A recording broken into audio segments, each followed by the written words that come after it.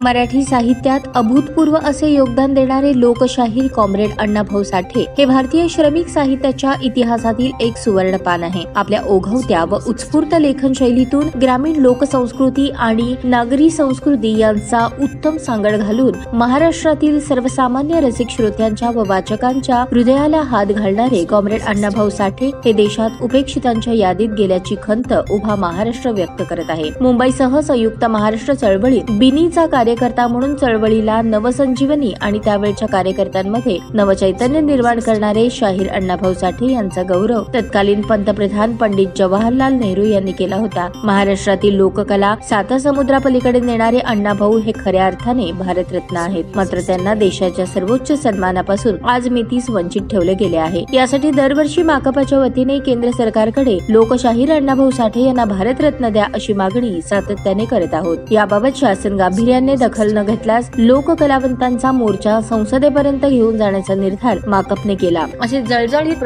ज्येष्ठ नेते तथा माजी आमदार कॉम्रेड नरसय्या आडम मास्टर यांनी अभिवादन करताना केले। यावेळी दत्तनगर येथील पक्षाचे मध्यवर्ती कार्यालय येथे जिल्हा सचिव कॉम्रेड M.H. शेख यांच्या नेतृत्वाखाली चळवळीतील कार्यकर्ते कॉम्रेड बाबूराव कोकणी, कॉम्रेड अभिजित निकंबे यांच्या हस्ते प्रतिमेस पुष्पहार अर्पण केला। तदनंतर लोकशाहीर अरुण सामल यांनी आपल्या क्रांतिगीतातून आदरांजली वाहिली। तत्पूर्वी भैया चौक येथील लोकशाहीर अण्णाभाऊ साठे यांच्या पूर्णाकृती पुतळ्यास मार्क्सवादी कम्युनिस्ट पक्षाच्या वतीने पुष्पहार अर्पण करून अभिवादन करण्यात आले। यावेळी पक्षाच्या नसीमा शेख, युसुफ शेख, मेजर व्यंकटेश पोंगारी, रंगप्पा मरेड्डी, कुर्मय्या म्हेत्रे, दाऊद शेख, दीपक निकंबे, सलीम मुल्ला, मुरलीधर सुंचू, विक्रम कलबुर्गी, नरेश दुगाणे, अकील शेख, अशोक बल्ला, किशोर मेहता, बापू साबळे, इलियास सिद्दीकी, वीरेंद्र पद्मा, दत्ता चव्हाण, नसीर माशाळवाले, लिंगव्वा सोलापुरे, बजरंग गायकवाड, सनी शेट्टी, श्याम आडम आदींसह कार्यकर्ते मोठ्या संख्येने उपस्थित होते। या अभिवादन सभेचे सूत्रसंचालन व आभार कॉम्रेड ॲडव्होकेट अनिल वासम यांनी केले।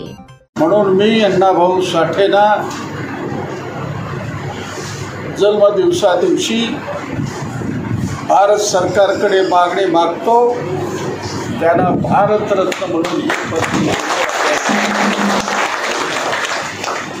जगातला असा एकही कलाकार नाही की तळ्यात येऊन आकाशापर्यंत उडी घेतलेला फक्त अण्णाभाऊ साठे नाही आहे। ताज्या बातम्या पाहण्यासाठी प्राईम महाराष्ट्र न्यूज चॅनलला सबस्क्राईब करा।